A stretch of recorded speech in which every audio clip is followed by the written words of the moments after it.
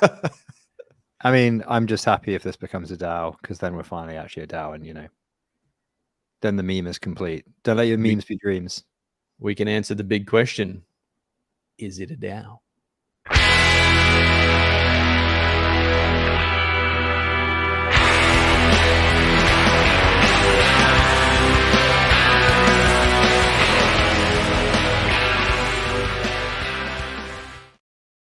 Hello and welcome to Game of Nodes, a weekly podcast from independent validator teams.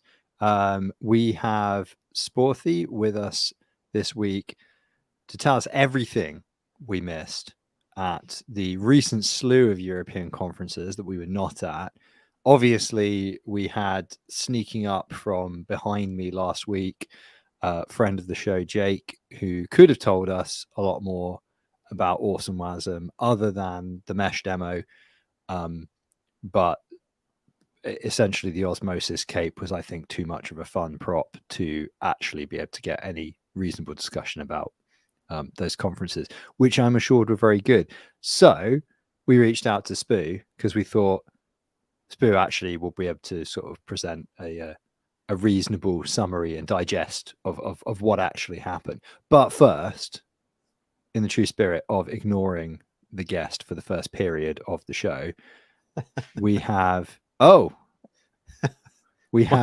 slightly edited from last week Noel's News Corner, which I'm not going to update, but I will for next week. Noel, do you want to take it away? What's happened this week? First of all, I fucking hate the banner man. I hate banners. It's funny that Spoo was actually here before we went live, and we haven't said anything to her whatsoever because we were talking about something else. Anyway, first the news. So I have a few items that I have collected whilst, what was the term, the fray? Doing Twitter on the shitter? Zitter on the Zitter on the shitter? I'm not relevant. I don't know what the kids are saying. Spoo, do you know?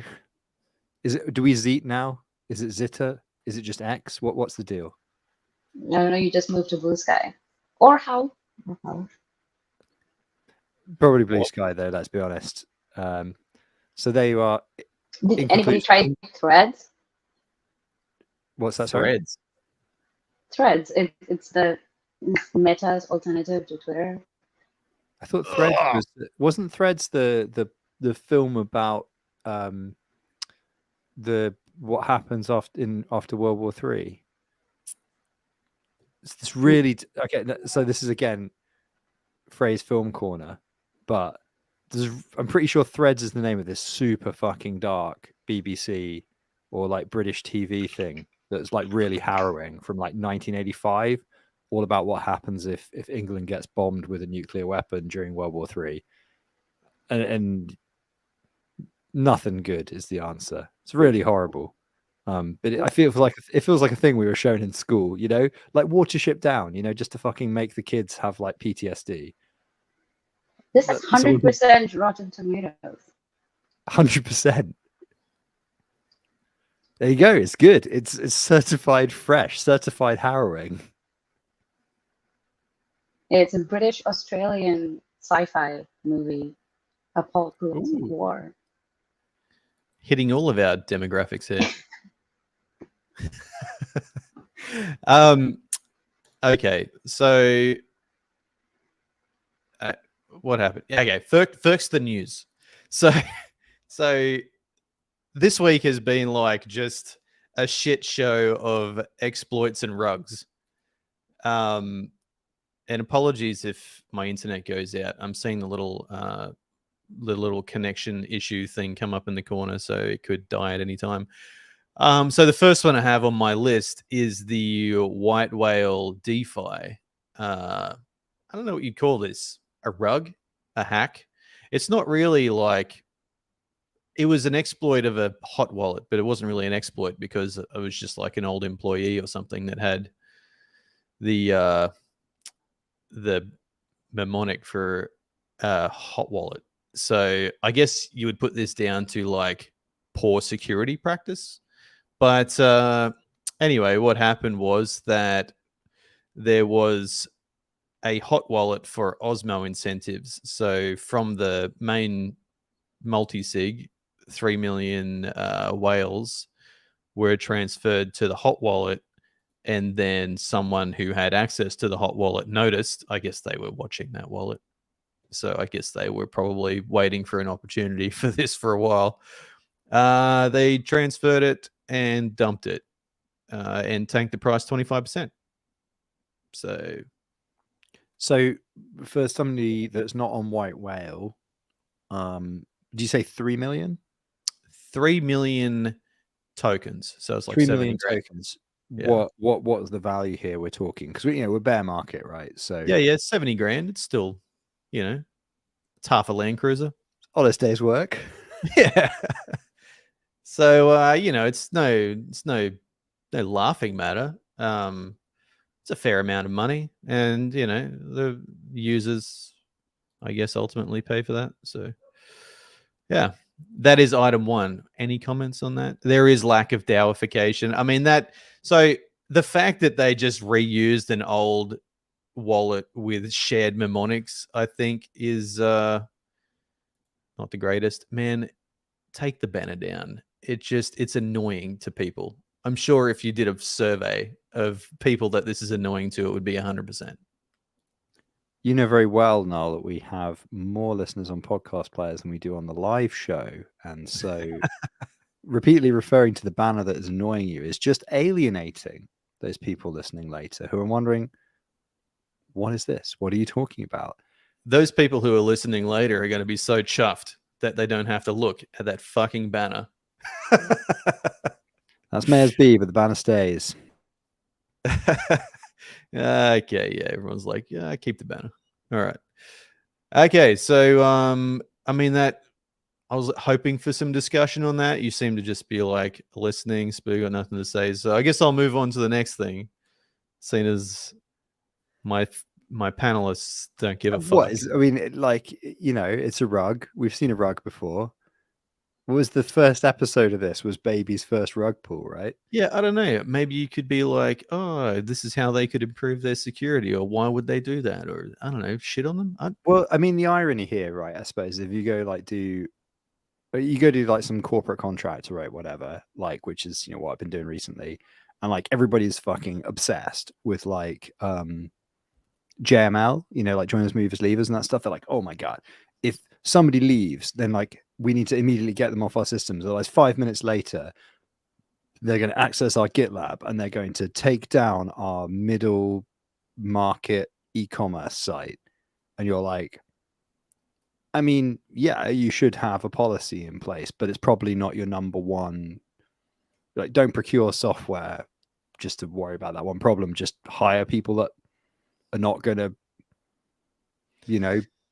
fuck you over, and don't fire people like for no fucking reason, so they'll have a grievance against you. Like, would be my advice to you, rather than making a big deal out of this. But then, the irony here is like we're actually in a space where that shit really, really matters, and of course, everybody's just like, YOLO. I mean, yeah, it's like the fact that is the thing that they have to just rug them from all of the systems as they're firing people is just, I don't know. It really says something about the character of people these days, doesn't it? That there's that many people who would be willing to just be malicious upon being fired. It's a very old. I mean, first of all, the whole malicious thing, like walk out, burning the castle, like.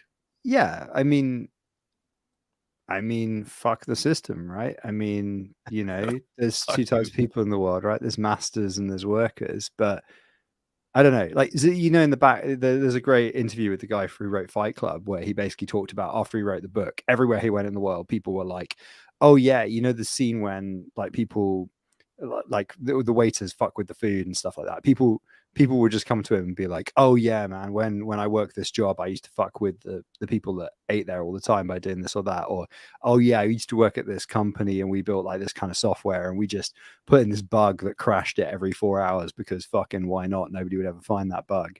And like he had this whole like fucking binder of random malicious shit people just did because they fucking hated their jobs, and it was kind of funny, whatever.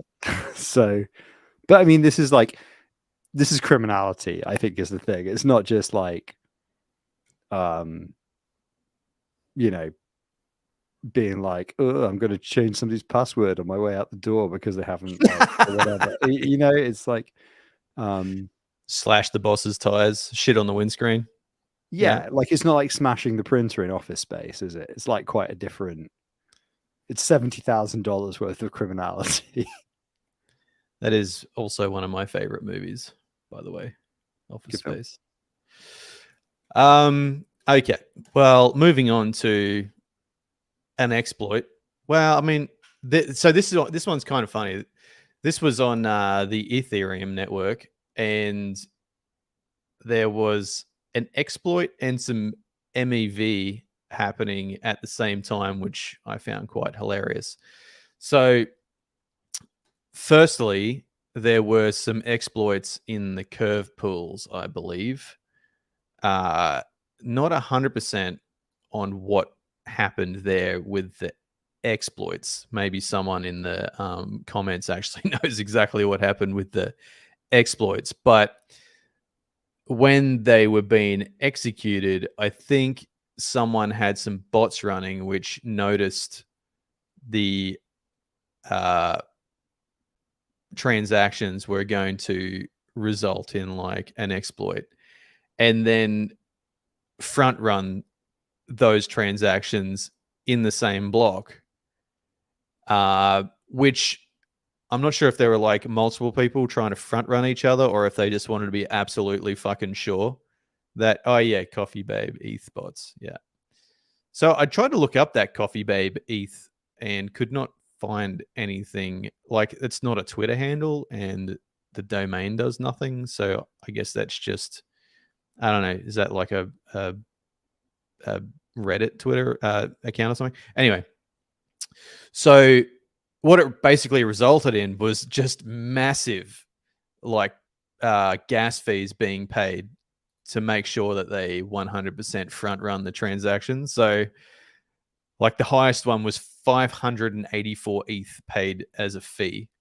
So the person who actually produced that block got the 584 ETH for that transaction.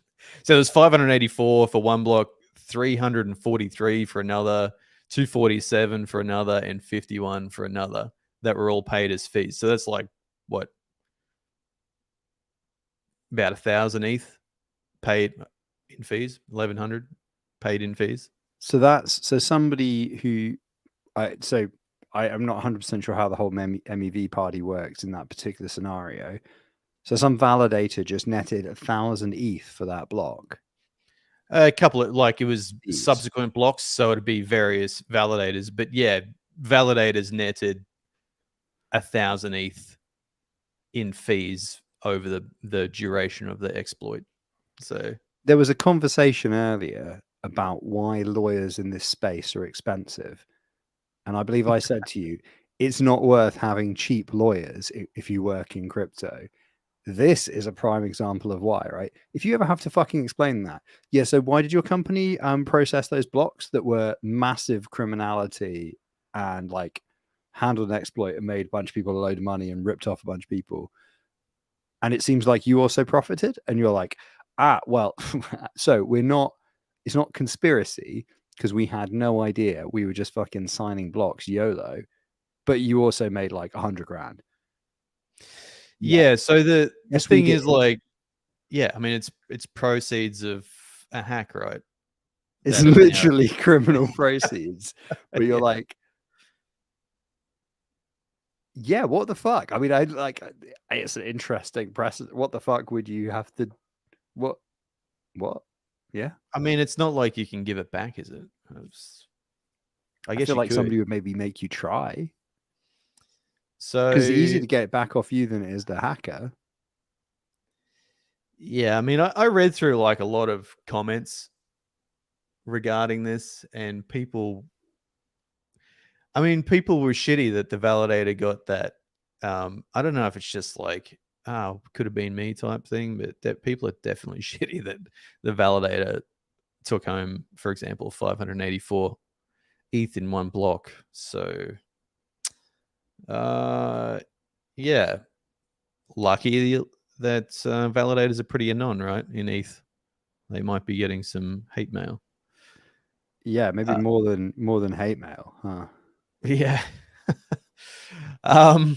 So anyway, I'm not sure what the actual, maybe I don't. So Reese says that Reentrancy attack. So I guess that's some sort of known attack for the curve. Re-entrancy. Re-entrancy. It's what happens if you don't have atomicity in a block. Yeah, okay, that's above my pay grade, but definitely, I guess, makes it possible to steal lots of ETH and then get it taken away by the validator. So I think I did read. So I'm not sure if it was related, but I read something else. It's basically the summary is like if you have a hook in let's say you have like a hook in a contract, and it means that another contract can effectively call into that contract and do additional behavior. You then have a potential loop there, don't you? So there's a whole bunch of conditional additional stuff you could do.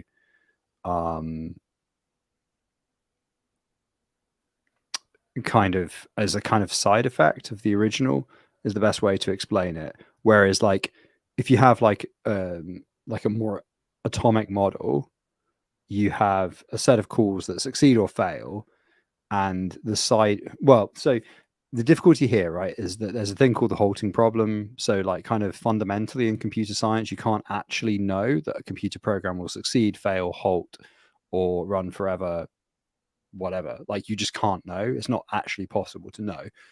But you can very heavily limit down the chance of bad stuff happening by design to only a space where it's the possibility of like I guess like a VM level bug. So only a bug could elicit the behavior where you could do out of bound behavior that isn't defined. So Cos and WASM, what I think Reese is referring to is that kind of Cos and WASM by design has an actor model. So this kind of attack is significantly harder to do because it's been designed out of the system. However, there are still callback based attacks that can happen and have happened, because the July 27th Juno attack, which was last year, over a year ago now, was in fact an example of that behavior, because, or it wasn't a re-entrancy attack exactly, but it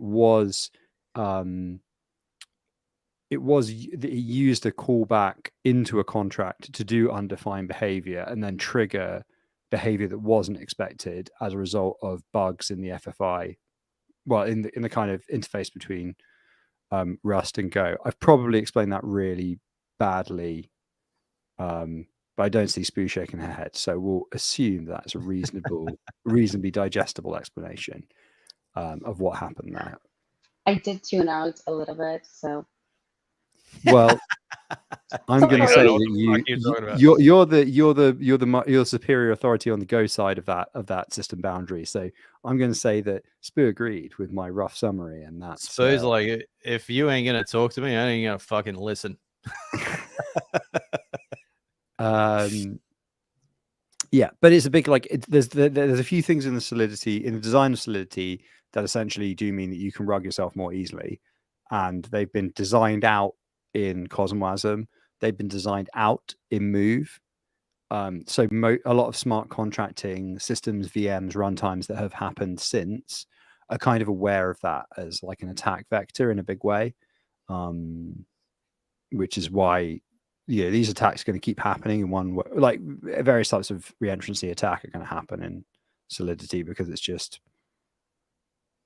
it's possible. It's much more trivial than that system. Okay, so back to the news. Actually, I think in the Cosmosm website, there's an entire page dedicated to why reentrance is not possible. Like an entire page of docs dedicated to this because it's such a big problem in We'll put them, Solidity. I'll go and find them and put them in the show notes. I know the page. I know the page of which you speak. I'm sure people are going to find that riveting. All right. So in other news, and coincidentally, it's Ethereum's 6th birthday this week. So happy birthday, Ethereum.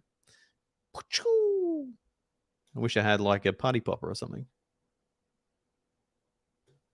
Anyway, moving on.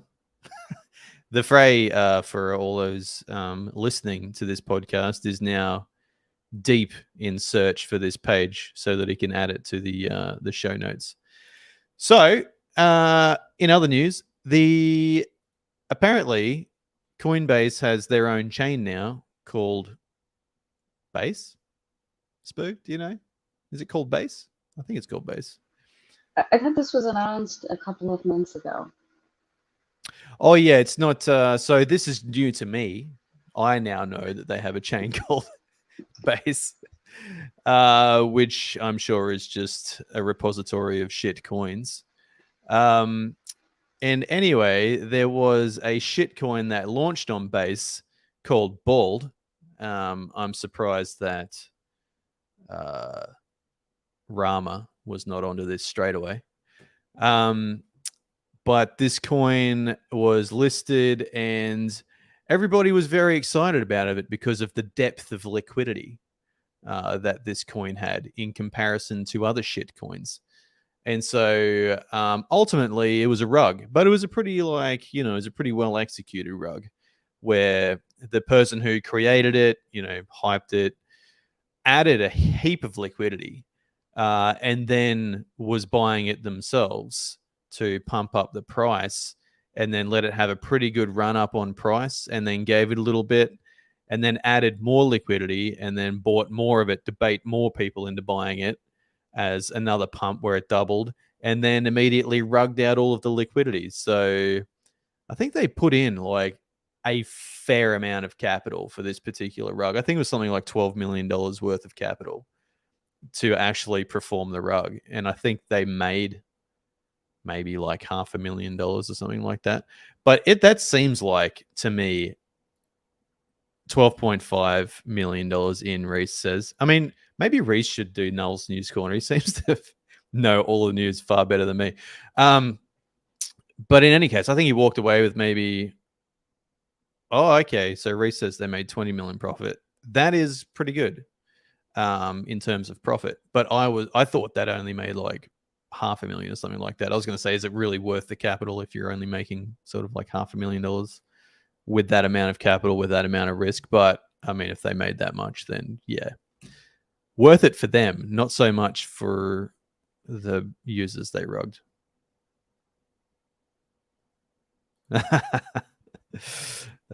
Reese says he's the intern. Maybe you should give me a summary before the potty. To some extent, we're all the intern. We are all the intern. All right. So once again, the week of rugs. And I do have another piece of news here that I made a note about. However, is it another rug? I'm going to have to just quickly review this if you want to say a few words in the meantime, because I forgot what it was about. I can talk about talk further about reentrancy attacks if you like. No, this was exactly about the this was just more info on that particular rug in this one little there was, I don't know what's going on here. I'm not very good at the internet. Okay. Oh yeah, so I mean, this one's not like anything really new. So this was more about the SEC telling Coinbase that they need to delist everything other than Bitcoin because everything's a security unless it's Bitcoin. But that's old news. They've been doing that for years. Yeah, I mean that's been for a while. So. And that is all the items of interest that I put together this week. So over to you, the Fray. So I've come up with a more succinct explanation for the reentrancy thing. And it is simply that Solidity allows you to call into another contract and trigger execution. Whereas the way that Rust, essentially in Cosmwasm, everything's modeled as Rust results, kind of a chain of monads, but that's not really important. Each execution succeeds or fails, but they are all chained together. So when you call another contract, it's actually just another thing stuck on the chain, and then they all those things have to succeed together, although they occur in a sequence, in a chain. So it's less likely that you'll have out of bound behavior. And in addition, when contracts call into your contract, you have to provide a hook for it where you define the behavior in a really specific way. So it's less likely that you get called in some really random way, because you have to be called with a payload that's serialized and then validated by your contract within certain bounds. Now, of course, you could have like a bug in your serialization library and then you'd still kind of be fucked potentially with out-of-bound behavior, but it makes it less likely again. So it's this kind of putting guardrails in by design, but you're still, claiming anything is 100% safe is obviously just like not correct, because there's always bugs at the edge of the system. But that's the summary.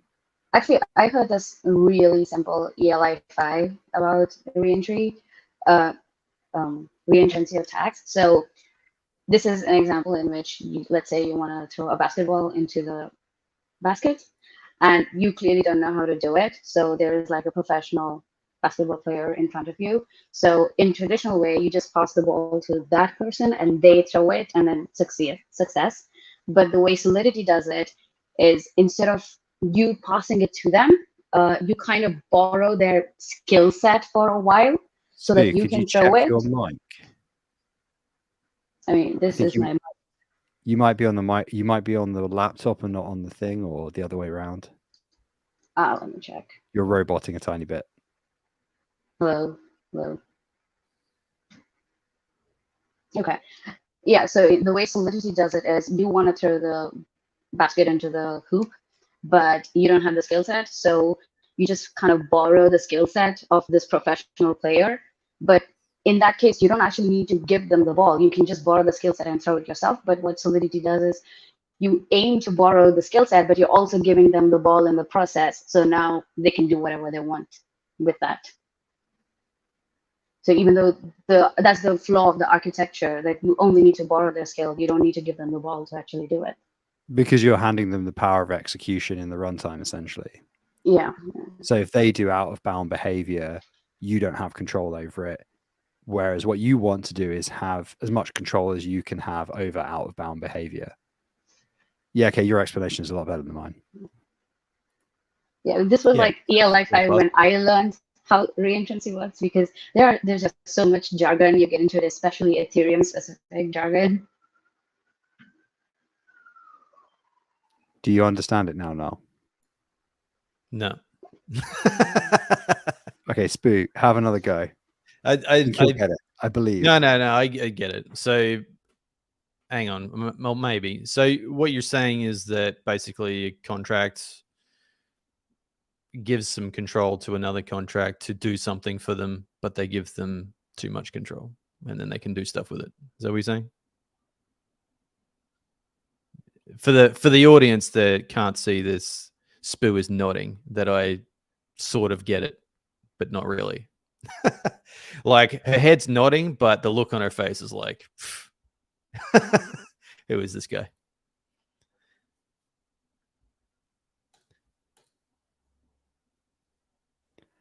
So that's reentrancy covered, done and dusted. We got a couple of important items before proceeding. One of them involves Spoo, the other one doesn't. We'll do the non-Spoo one first, because then we can actually just get on to Spoo section. The first one is Drill Tweet of the Week, which this week comes from the Tough Guys section. And I'm sorry, I can't replicate Jake's energy, but I've taken off my shirt over 1,000 times. Sorry, Over 10,000 times. There you go. That's the tweet.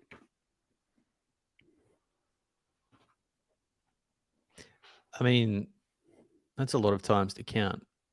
So you said that was from the tough guy section. From the There's a tough whole guy section. There's a whole section dedicated to tough guys. That must be a tough guy thing to do, to take off your shirt a lot.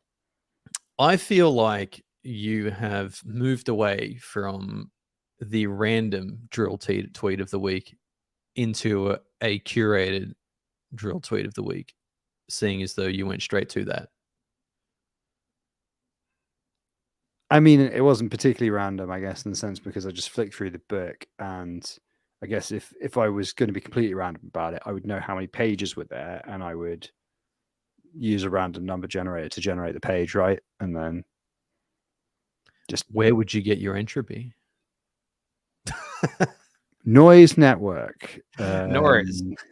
The League of Entropy would furnish me with the entropy required. No, I would go to the fucking console and type rand. Like YOLO. Move your mouse around a little bit.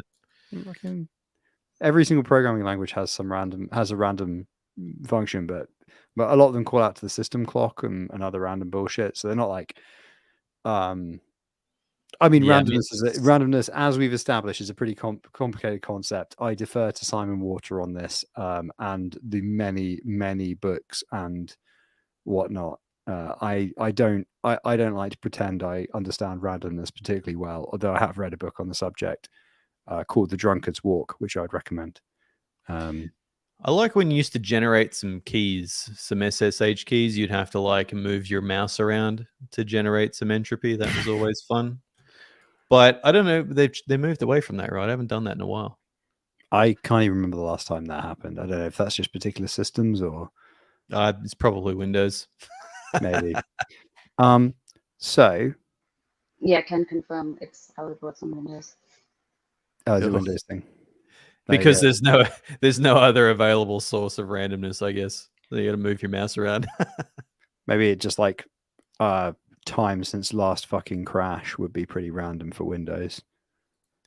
Well, it'd be pretty pretty low number. Yeah. So a piece of non-news, but also why we got Spoo on the show this week is when Spoo was last on, which was I think a couple of months ago, maybe a bit longer actually. In the after show, we were talking about keyboards because obviously there's a lot of interest in the thing you use all day, every day. And Spoo was talking about getting I was like, can I dock Spoo's keyboard? I've gotten so fucking paranoid. This is what crypto does you. I'm like, oh, I can't say the name of the keyboard. Fucking what the hell, man? So this is what is your keyboard, Spoo? I think it's called Charybdis, but I have two right now because this is too bulky to move with me. I have a portable one. That is also from the same guys, the Bastard Keyboard guys. So you got a portable one too. Is it the same model? No. That's the dilemma. Oh wow, I've not seen that. So that's a little bit like a KRKBD. Well, what's that? Hang on. We got to go. What are those pad things? Is that This is the trackpad, like a mouse. It's got a trackpad. Yes, that's why I got this. Oh, that's cool. Yeah. Damn. So there's that's what, like a 38 key or something split ergo? Yeah, 38. Damn. Okay, that's really fucking cool. It getting that small, it's when you lose the control key on the outside, that as soon as I lose control and escape, that's when suddenly I can't fucking function anymore. So my control is actually what is S in a traditional keyboard. So I just tap and hold for control because my fingers are always there anyway. So you have like a mod? Yeah. Like I use a custom key map. So my S and my K from a traditional keyboard would be my control. Interesting. That's cool. But I'm also a fucking dickhead who likes to have a different key switch on shift. I like it to be really heavy. It's like a 90-gram linear, just like, ooh, you've really got to move that key, whereas all the others are like speedy boys. So that's another thing you can do when you have like dedicated.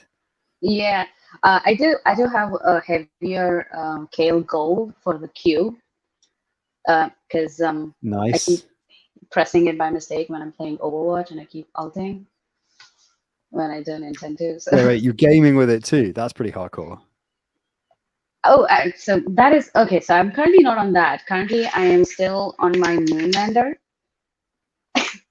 And Of course, the in this, Moonlander, super cool as well. yeah, Moonlander is Got the it. best. I actually reached out to the CEO, and he responded to my email. I'm like, can you start making tactile keyboards? Because I really love your build qualities.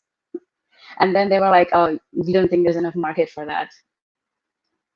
What, for dactyls?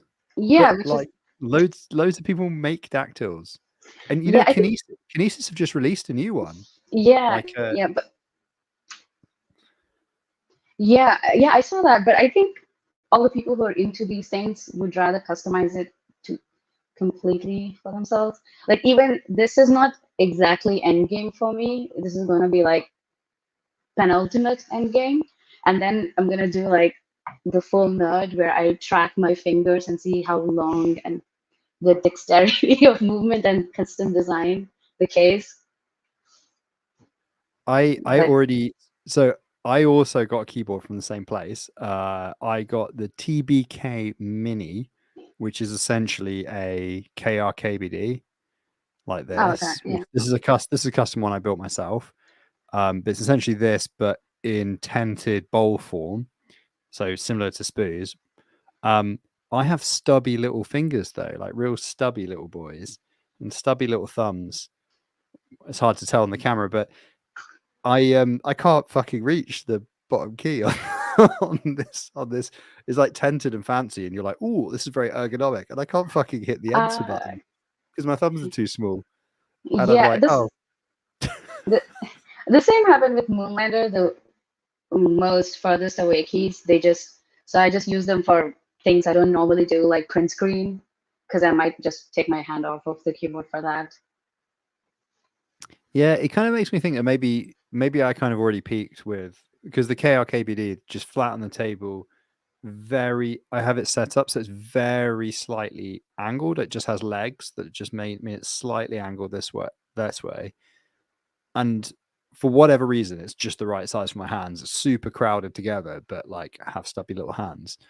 And I think that actually maybe over optimizing beyond this point is not going to work unless I go like full measure my fucking hand, learn 3D printing, learn.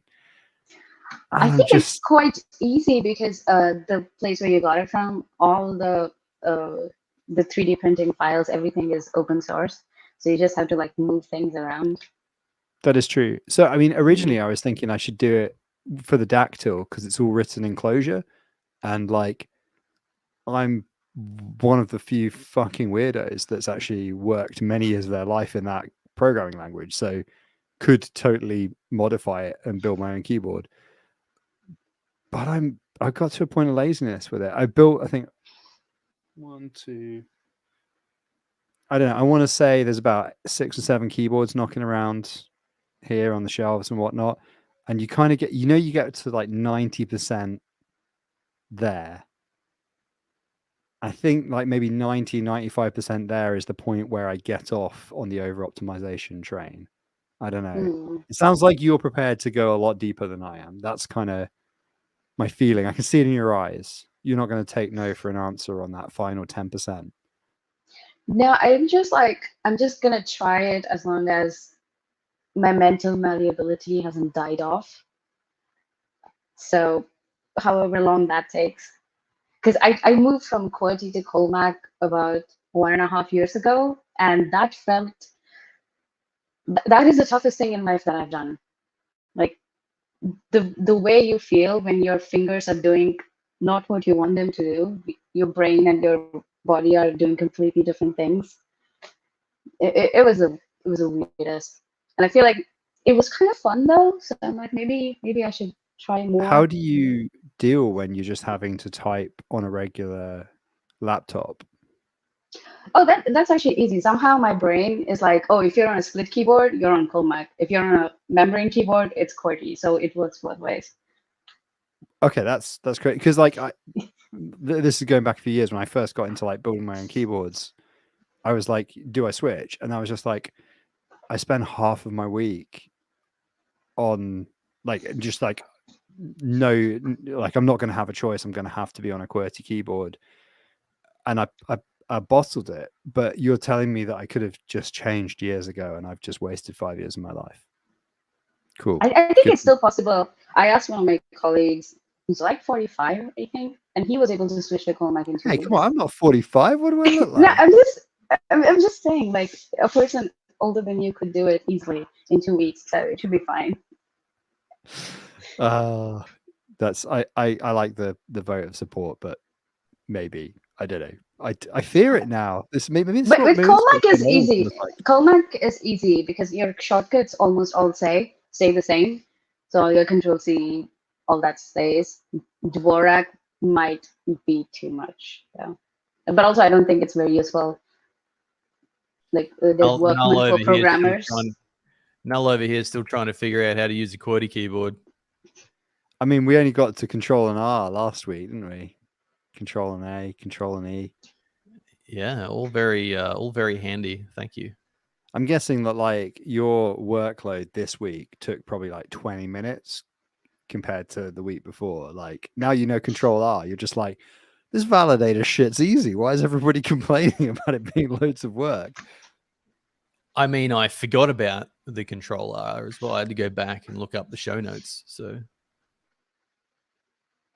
but it did save you time, right? like, it was pretty marginal. Like to be honest, my history grepping was reasonably good to begin with. So, you know, it does it save time? Yes. Is it world changing for me? No. I mean, the Control A is handy though. That is definitely handy. fair enough. Like, wait till you learn about regular expressions. Although, to be fair, again, I pretty much only use regular expressions when I'm manipulating data to do my taxes. So, you know. I mean, I already know about regular expressions. I use them. I fucking hate them. You I hate them? I hate how they're implemented into software as a regular expression. You're going to have to expand on that a bit. That's For quite example, a sweeping statement. Well, for example, like in Zabbix, right?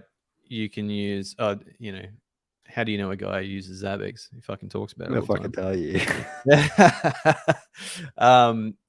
You know, you can have filtering with regular expression, but it doesn't seem to be like there's different kinds of regular expression, like how you use it. So I think the way Zabbix uses it is more like how you would use it in Perl or something like that. So I don't know.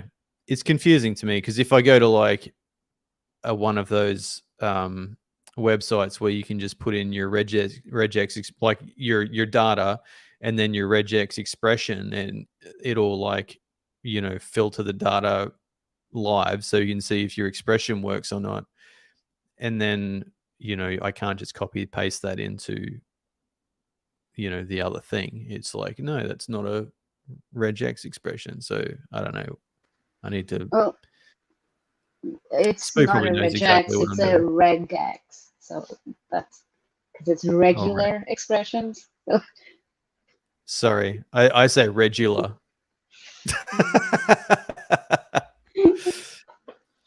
Regex. Yeah. So I don't know. I'm dumb with regex. I'm gonna try and say that properly for you now, Spoo. So it's very much a me thing probably, but I find it frustrating. So I mean, you could just look up a Perl regex tester online, and then you could test your regex as like easy peasy. regex. Sometimes one, sometimes the other. Spice of life. So, have Spoo and I convinced you to get an ergonomic ortholinear Oh, what's the third category? Because they're bowl as well, aren't they? Tented? No. Well, this tactile, there's the stagger, like columnar versus row So it's, staggered.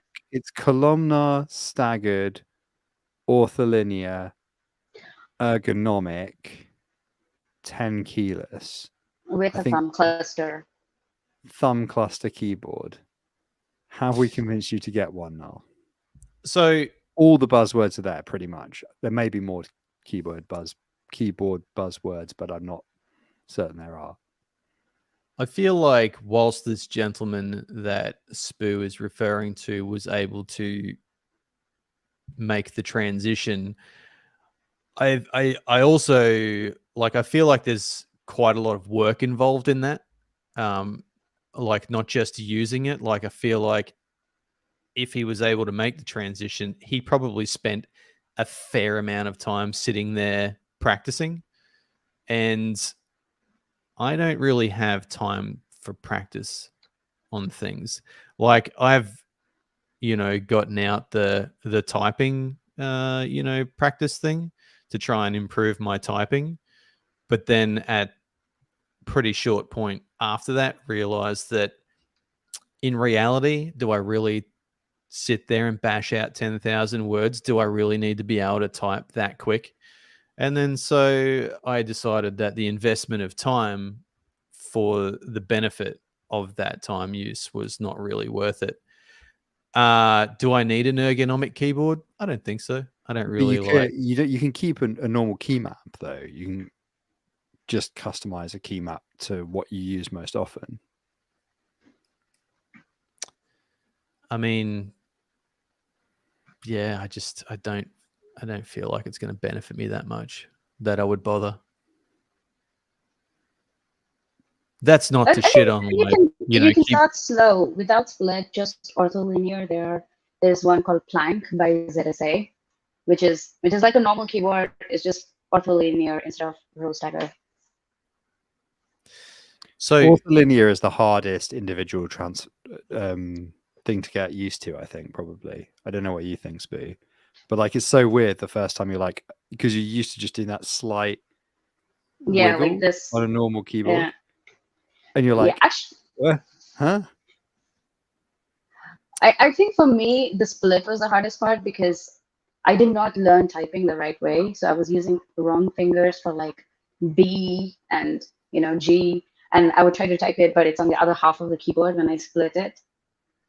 So, so if you are not accurately typing, that would be the most difficult part, I think.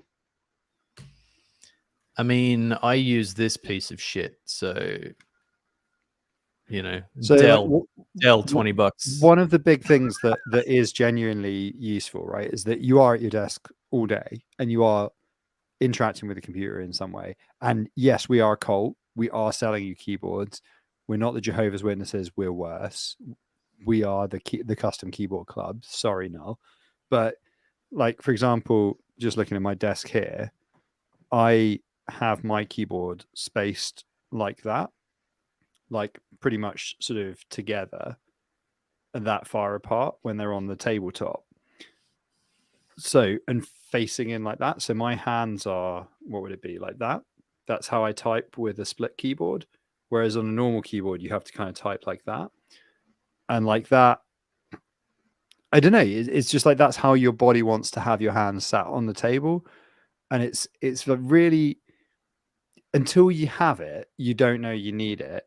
And then you're just like, oh, it's just like one less thing you're straining your body with throughout the course of the working day. You're just like, my hands are in a place that makes sense to me while I'm typing. Like, which in my case is like fingers almost touching, but still sort of separate on two different pieces. I don't know. Do you set yours up like that, Spoo, or are you like? So I've seen some people with them out, which is crazy to me. But or are you kind of inward? Mine is like this, but like this. So it's because you're tensing as well, aren't you? Yeah.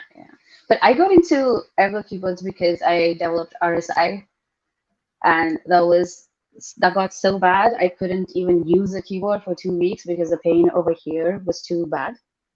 And I had to do like a bunch of physiotherapy to fix that. So I was like, I need to get into this for health's sake.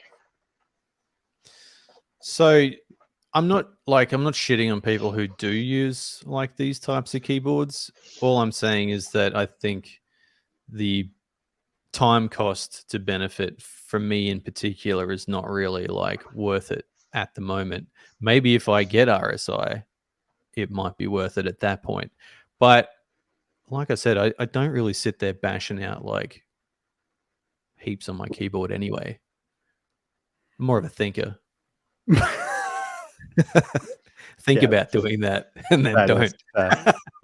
I mean, to be fair, I guess like one of the things I do is write reports and write stuff, and yeah, I mean, in fact, I know I can look at the word count of what I've typed today, which is 3,840 words. So I guess like I'm going to be more on it because like Spoo, I got a really bad RSI in my thumb from cycling.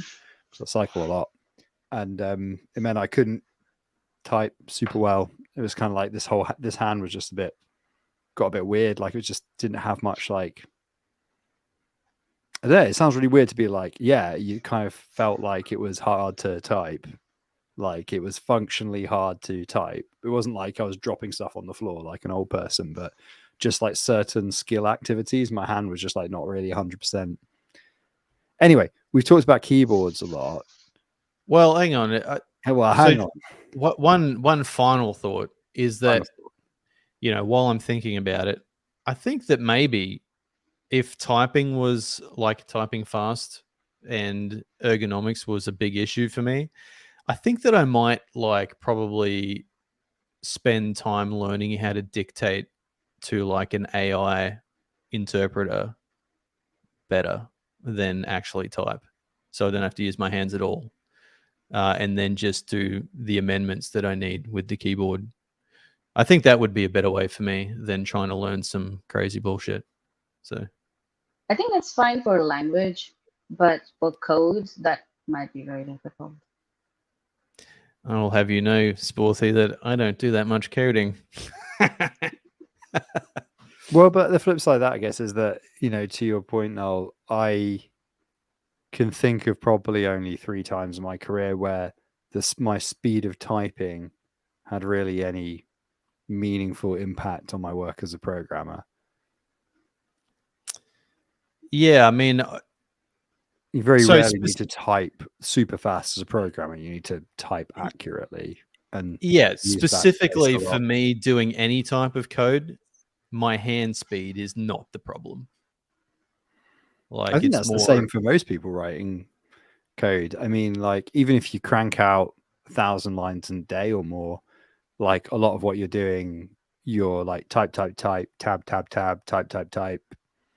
You know, there's lots of like the number of words you would write to write 1,000 lines of code is probably only 2,000 words or something. It's like substantially less than the equivalent natural language. So I would like a day in the seat for me of trying to like, I'm air quoting to those who can't see this, code would be me like scribbling on a piece of paper to work out what I want to do and then sort of just doing that slowly. I don't really like have any reason to be able to type code fast because anything that I'm doing is not like a complex program. It's just something small that is more of like me figuring out how to do the small thing than actually typing the small thing. So yeah, code wise, I don't need to be fast at all. Actually, my speed has gone down. My peak was when I was on a normal keyboard using QWERTY 2 years ago.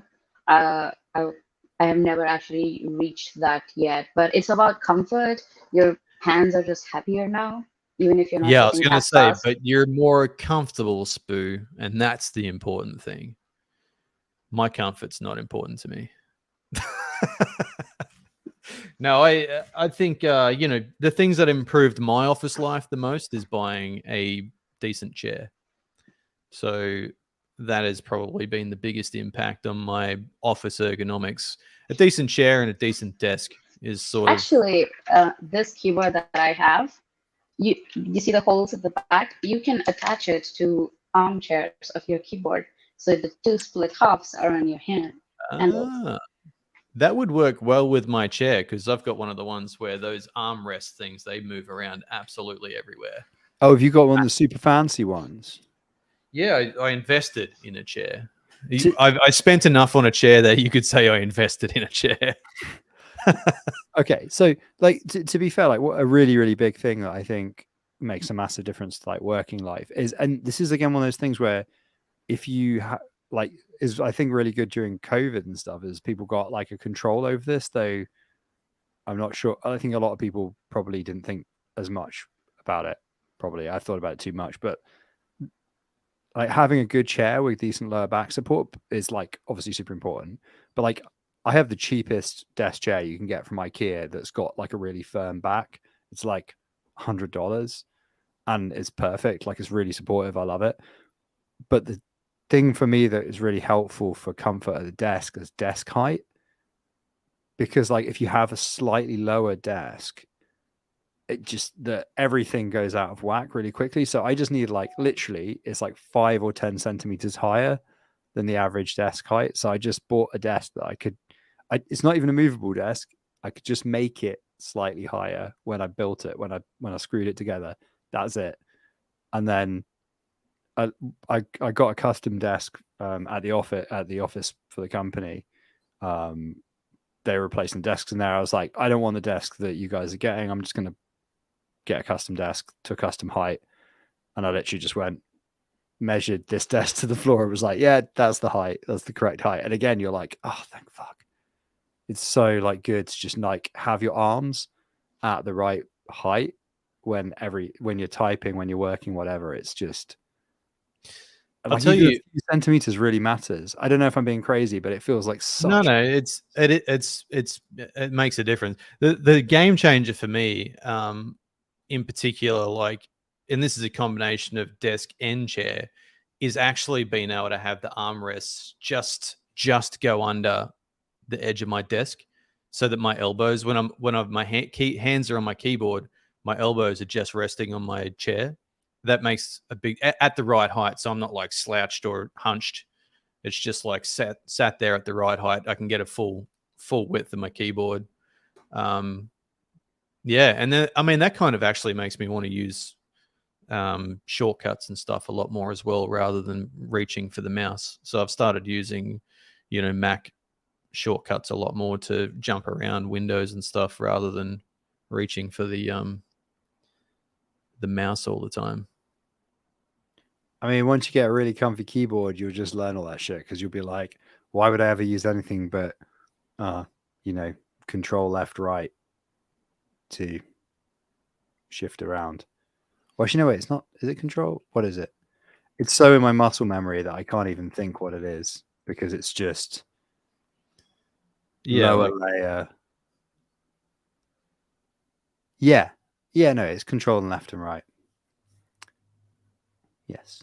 I had to think about it a second because my arrow keys are on the lower layer. So I'm using the lower layer of the keyboard to get to the arrow keys, but not because the control key is different. Spoo's probably sitting down there. Spoo's like, he's not got an optimized layout. Clearly, none of this is Linux. I shit on this fucking layout. Do you use Linux day to day, Spoo, or are you like on a Mac or? And on Windows, I use WSL. Oh, you use WSL, do you? Yeah. I mean, I'm not rich enough to have 2 computers, so I need Windows. I had to just make the change at one point. I used to use Windows for certain things and Mac for certain things, and it was just annoying.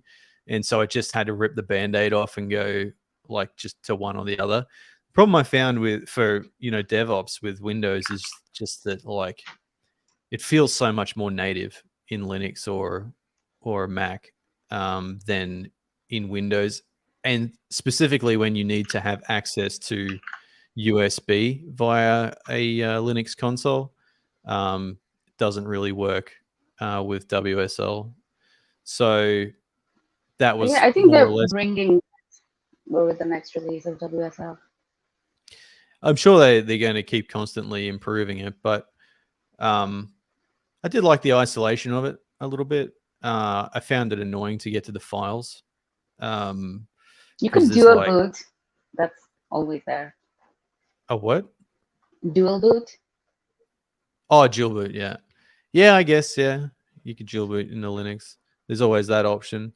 I have just found, though, that, like, the tools available and stuff on Mac are pretty far ahead of what you can do in Windows for my specific use case. So I guess it's probably, not that different. I guess if you're coding, I guess it's probably not that much of an issue. Like there's Go for Windows, right? And then your Visual Studio and Well, yeah, but those. you'll be in WSL anyway, so Yeah, and I guess you can Yeah. just connect Visual Studio Code straight to WSL too, right? Yeah. I use WSL just to build the binaries because it's hard to build stuff for Windows, but everything else I do via Windows. So VS Code runs from Windows itself. It's just the all terminal. right, okay.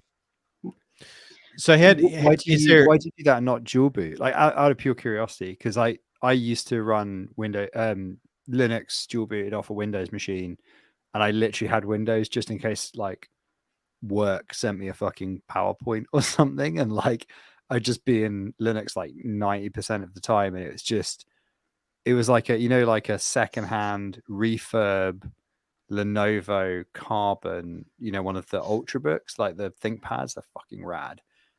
And it was like an 8 GB RAM machine, but it was still like on fucking even Ubuntu, it was just so fast. And like I got given a work machine in the end that was like 16 gig or maybe even more RAM Mac, and the Mac wasn't as fast as the Windows machine with the Linux machine with 8 gig of RAM, because it was just so fucking efficient. It's just such a light OS by comparison.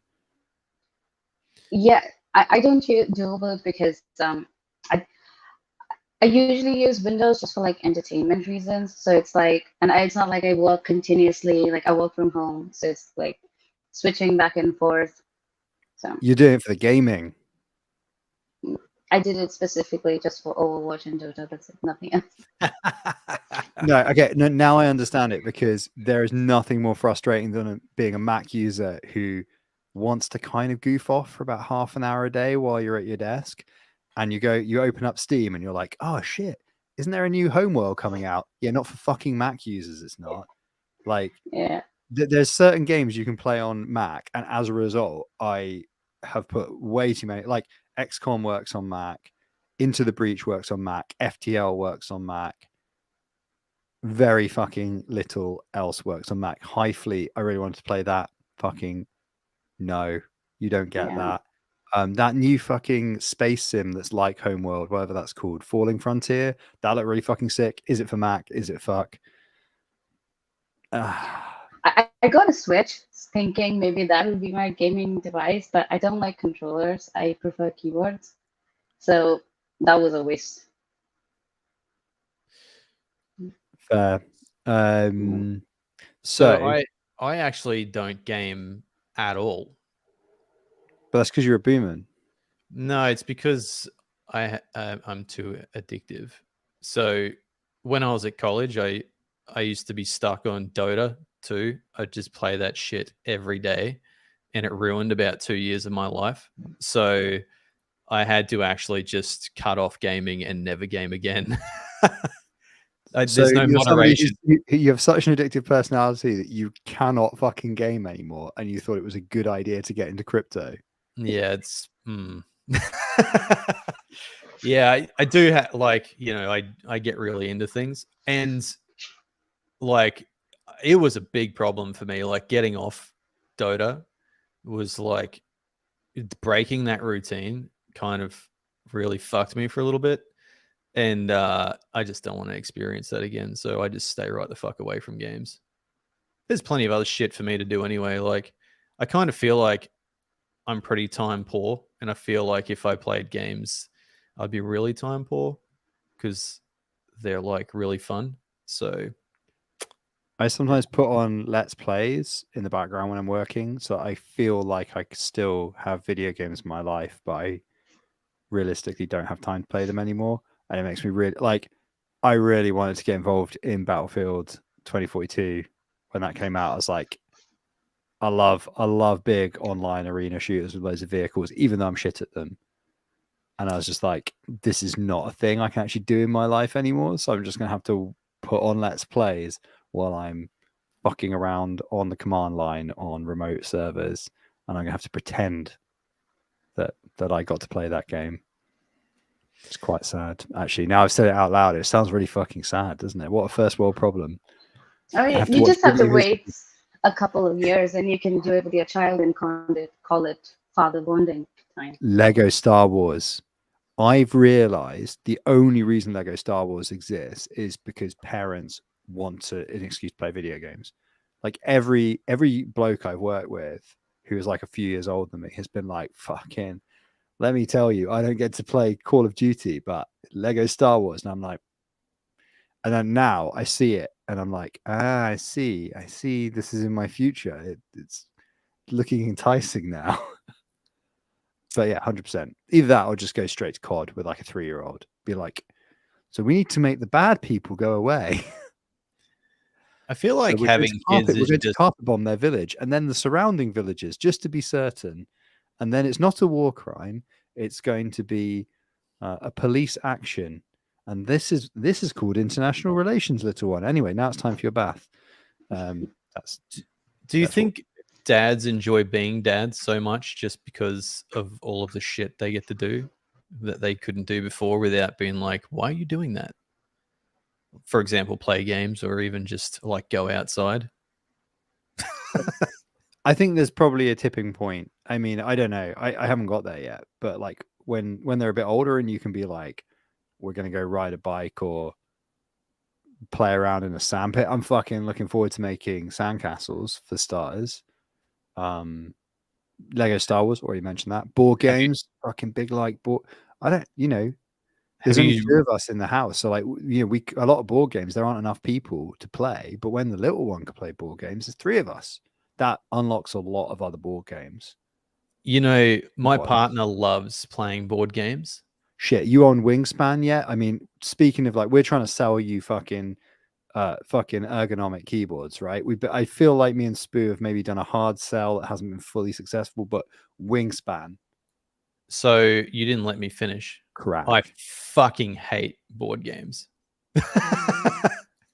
But my partner, every year when we go to like Christmas and shit with my partner's family, they're all like big into board games, and I'm like the grouch that doesn't want to play the fucking things. I'm like, I just want to get drunk and relax. What was the trauma in your childhood?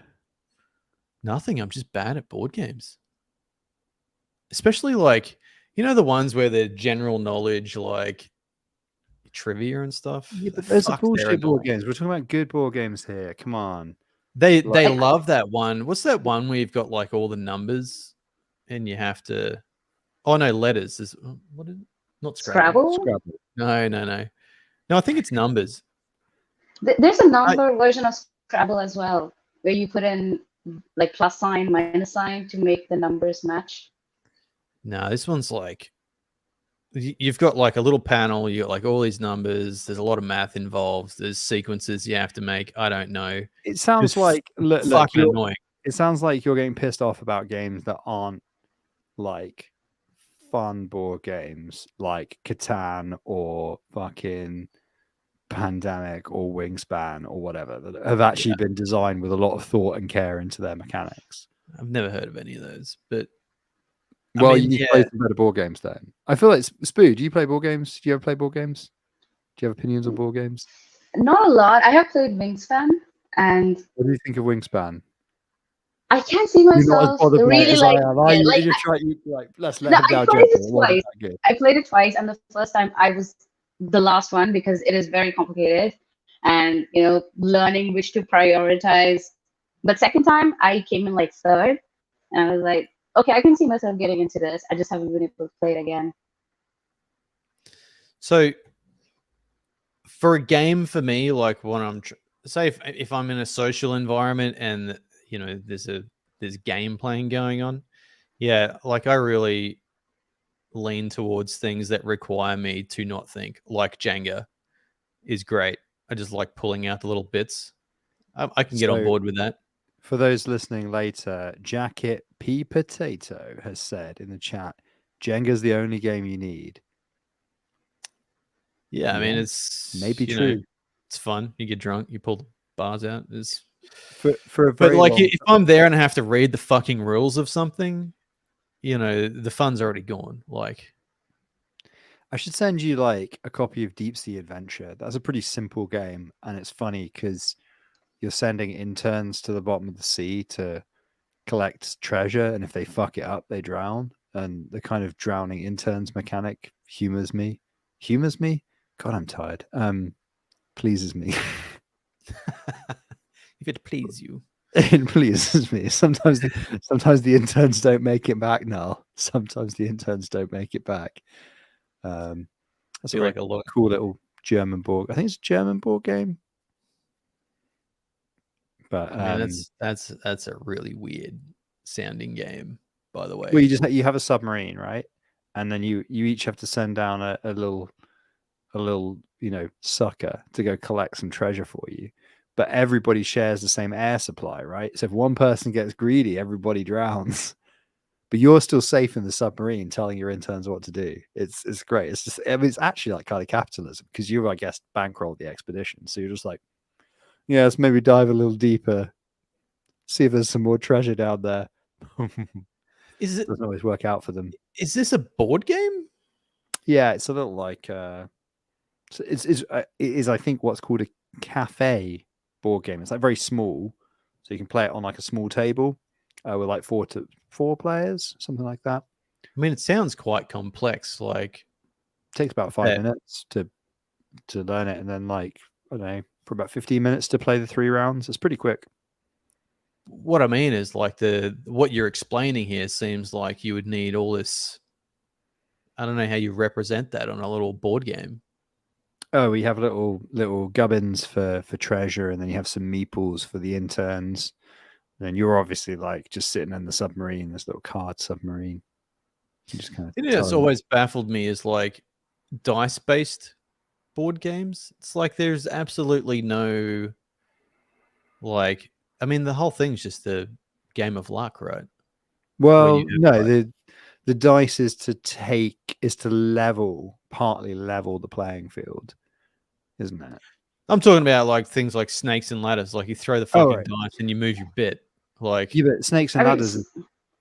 There's no strategy in that. It's just it's a representative of life. You can just get fucked, and there's nothing you can do about it. You start from scratch. Did you just say it's the game of life? You just fucking roll the dice. Yeah, I mean that's it. I think like it's important to teach children that you only have very little control over your life. Now, it's children, about lack of no free matter will. what you do, so Noel, what you do or where you go today, you're fucked anyway. You're going down that ladder.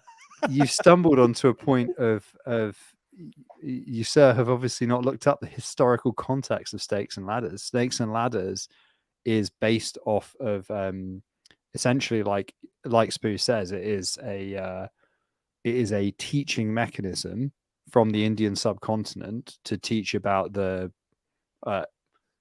like the kind of circular nature of luck and fate, and that you always end up back at the bottom. It's what's the thing about the there's the famous thing from there's the Latin story about don't step on my you can step on my wheel and I'll raise you up on my shoulders, but don't be surprised when I cast you down again. It's the same thing, but the whole point is it's a morality tale, right? Snakes and Ladders. And then somebody just went, oh yeah, we can probably just package this and sell it, even though it's literally you lose. That's literally the point of the game. It's an incredibly boring fucking game, I'll tell you that. Well, it's not a game. It's been packaged as a game for children, but it's actually not a game. The same way Monopoly is. No, it's a lesson. We know Monopoly is not a game either. It was I think from memory, it's Quakers. It's a satire of capitalism designed to show that everybody loses, and that even when you win, you get upset and everybody hates you. and when you lose, you just feel miserable and you never want to play the game again. And somebody thought, oh, this game is good, we should sell it, and they packaged it and sold it. And everybody wonders why Monopoly causes arguments in families, because it's literally by design.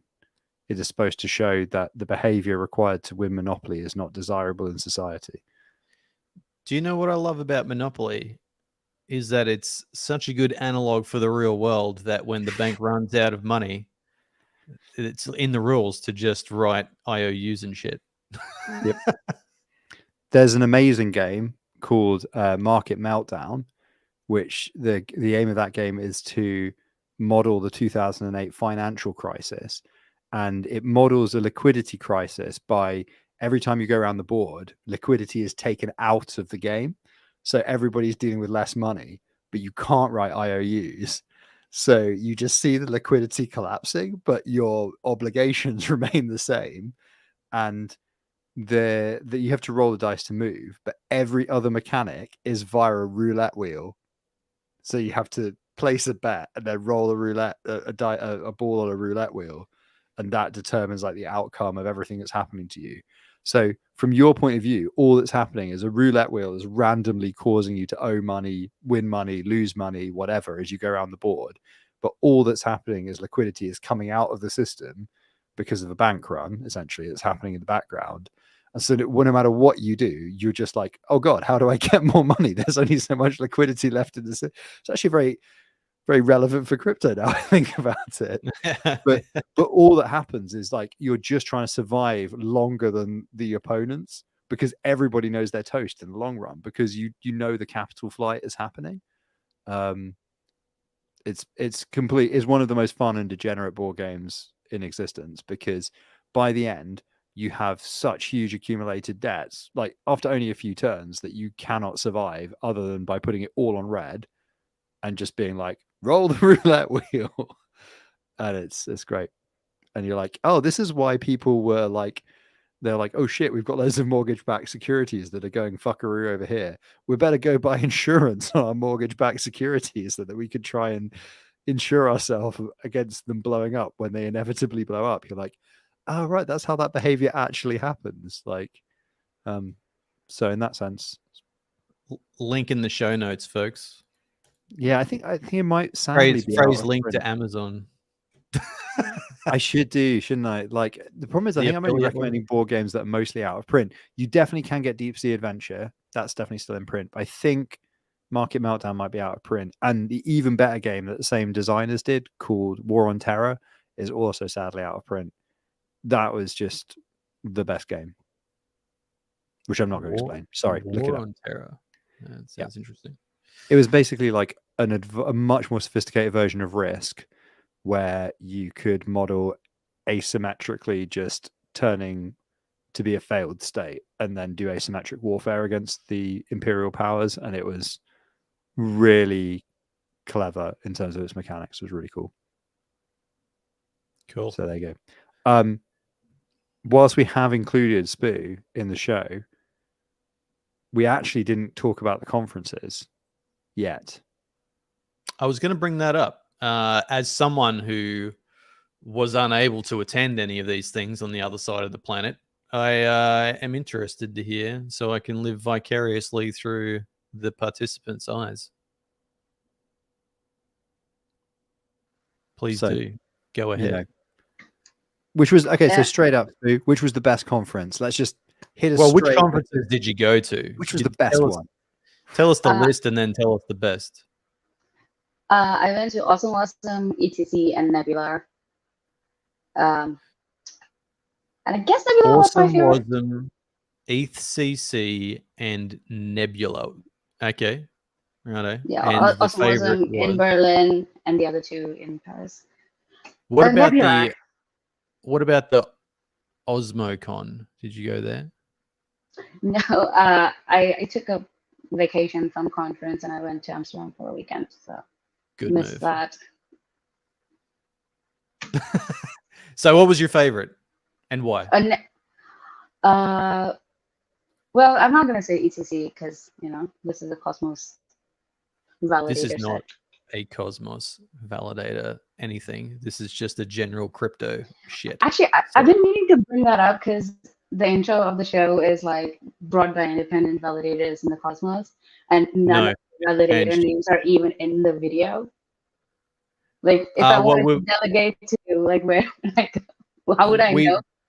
We have changed to just a general.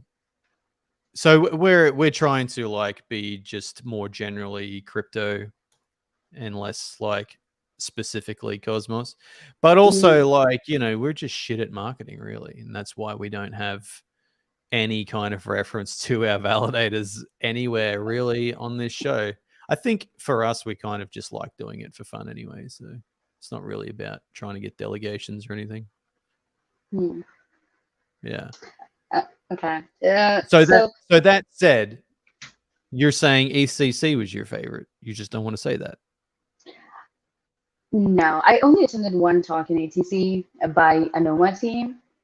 They had a privacy-focused talk called Size Matters about the privacy side, the anonymity set, and stuff. But one thing I've noticed is like a lot of the ETC talks have become more and more marketing rather than teaching anybody anything. So yeah, well, that is. But they had really good food. Like they had gelato right inside the venue. Oh yeah. Yes. So at ETH, even at ETH just meetups, there's a lot of shilling vaporware that will never get built. Whereas like, at least in Cosmos, like people generally stand up after they've built something, even if it might not be viable. And it's Cosmos, so there's a good chance it's not viable because it's not Ethereum, ironically. Imagine all like, okay, we shouldn't do this because it would be lame, but imagine if all the Cosmos builders who actually do ship stuff went and shipped non-vaporware in another ecosystem. People would be like, wow, that particular group of people are really productive at shipping actual code. They'd be like, oh yeah, they all used to work in Cosmos. They're used to having to work for money.